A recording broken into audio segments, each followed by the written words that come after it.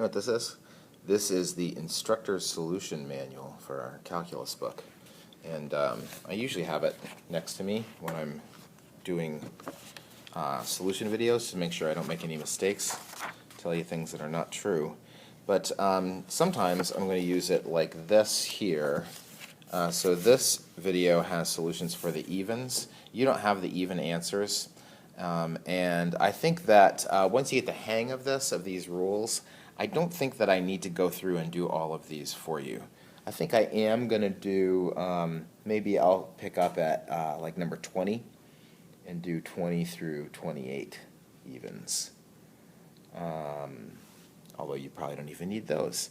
But here, to check the answers and make sure that you're good, I'm just going to put this under the camera here and show you here's the answer for number 2 and 4.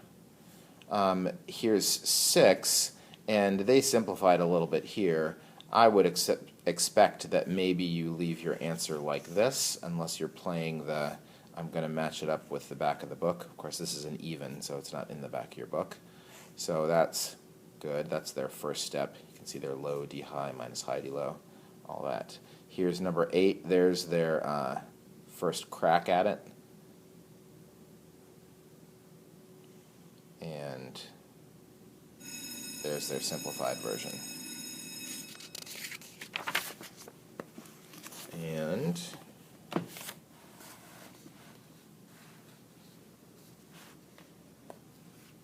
here's number 10.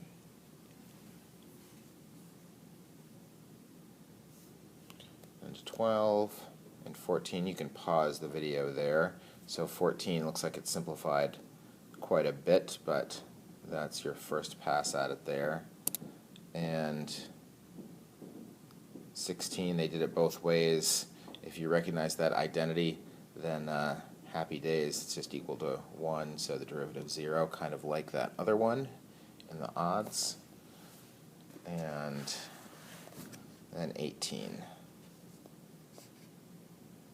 And they did a little simplifying before they did that one, much like 17. So maybe you spotted that this time. And I'll pick up from there and do the rest. Numbers 20 to 28 even. So 20, looking for a second derivative here. So the first derivative of cosecant x is minus cosecant x cotangent x, and then the second derivative is going to require the product rule. So I'm going to treat this like it's the first and this the second. You just have to pick where the minus sign is going to go with one or the other. And let's see, the derivative of negative cosecant x is going to be positive cosecant x cotangent x. Right, because it'd be two negative signs, they would cancel out. So that's the derivative of the first times the second plus the first times the derivative of the second.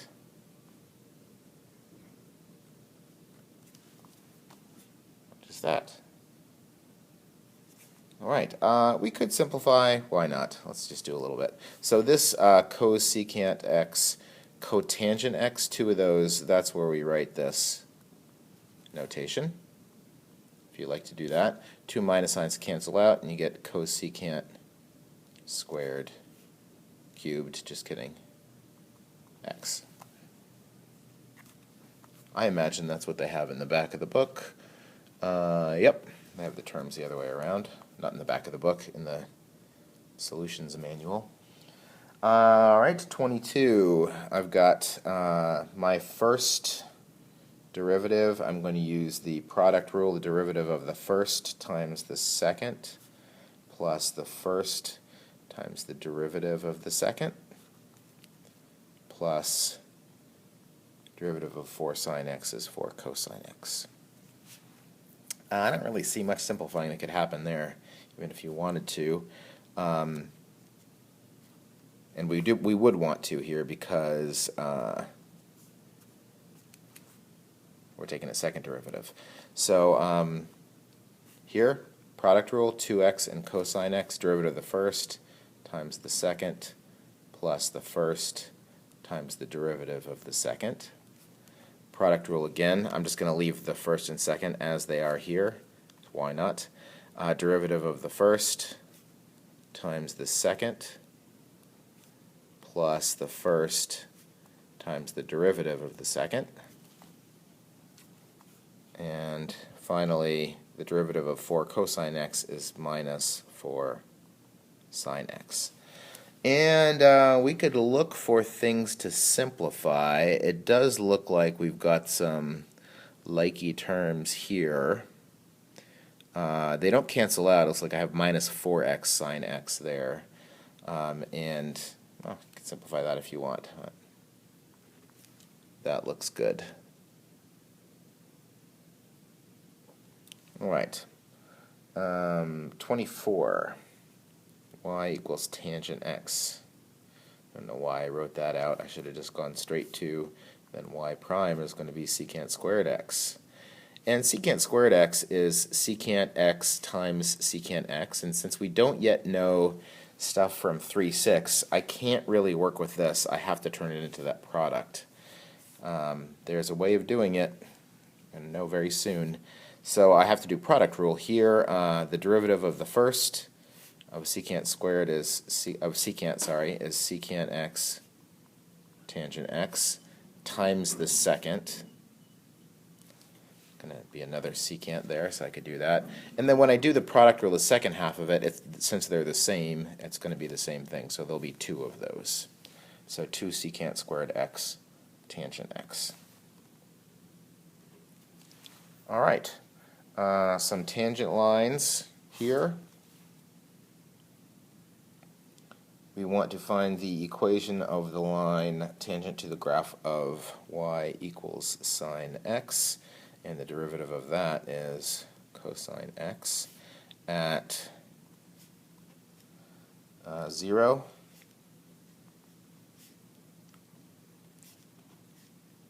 pi, and pi over 4. So I'm going to need a point. Get the points, plug back into here. Sine function goes to the origin. Sine of pi, also 0. Sine of pi over 4 is square root of 2 over 2. So there's my points. Now I need slopes. So I'd be looking for y prime of 0, y prime of pi, and y prime of pi over 4. That'll give me the slopes. So let's see, I'm plugging these into the derivative here. So cosine, that's 1. So the equation for my line here, hey, it's the line that goes to the origin with a slope of 1.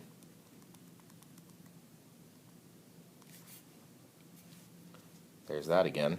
So that's interesting. The sine function and the tangent function both go through the origin, and they both have a slope of 1 there. So if you zoomed in really, really close on the origin and you had the sine and the sine function and tangent function pulled up, you would not be able to tell the difference between them. Let's see, which makes sense because tangent is sine over cosine, and if you're very close to 0, then cosine of x is very close to 1, so it makes sense that they would be the same. Y prime of pi is the cosine of pi, which is negative 1, right? So my tangent line is y minus 0 is equal to negative 1 times x minus pi. Okay, so it goes through. That makes sense that if you're at this point on the sine function, 0, 0, if that has a slope of 1, then at this point, if this has a slope of 1, then here that must have a slope of negative 1, right? So that's the tangent line we're talking about here. There's part A. And here, how about at pi over 4? Let's see, the y prime of pi over 4, cosine of pi over 4 is also square root of 2 over 2. So y minus square root of 2 over 2 equal to the slope times x minus pi over 4. All right. 28. Show that y equals cosine x and y equals sine x are solutions of the equation y double prime plus y equals 0. What is that? Well, this is actually what's called a differential equation. That sounds really fancy. If you're into like engineering, especially electrical engineering, and I guess mechanical also, or pure math, or going in some direction like that, you might have to take a couple, at least one or maybe even two courses when you are in college that are devoted entirely to things that are called differential equations. Now, just a very simple definition of what a differential equation is. A differential equation is an equation that has derivatives in it. That's it. So here's an equation that has a derivative in it. It happens to be a second derivative. So what's up with that? How do we do this thing that they're asking us to do? Well, for y equals sine x, if y equals sine x, then y prime is equal to cosine x, and y double prime would be equal to minus sine x. And if y is equal to cosine x, y prime is minus sine x, and y double prime is minus cosine x. So to show that this is true for these, I would just have to say, well, here y plus y prime equals 0. Here's y plus y double prime. Oh, I switched the order of them, sorry. Well, I can switch it. I can get it right. Oh no, I did it. I wrote them the other way here. You know that addition, the commutative property of addition, we don't have to talk about that. So y plus y double prime is indeed 0. So that checks out. So we have shown that that is true for that function because we found the second derivative and we plugged stuff into this and demonstrated, yep, that's true. And here, same, cosine x minus cosine x is in fact 0 all of the time. So that's true. All right, so B looks a little trickier here. I think I might need just a little bit more room for part B. Maybe this little corner of paper will do.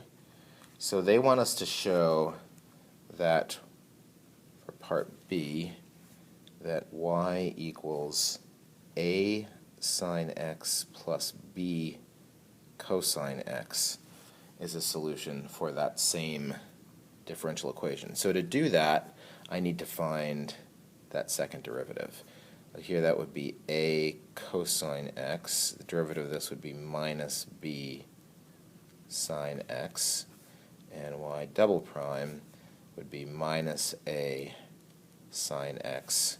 And this would be derivative of minus sine is minus cosine. So y plus y prime, you can see what's happening there. It doesn't matter if there's a number in front, and if you have a sine and a cosine in your equation, it's still going to do the same thing where they're going to cancel out. So I guess we have them written here. So I think it would be okay to say to do that because there they are, and we can see that clearly they're canceling out. So that's what it means to do that, and that's it.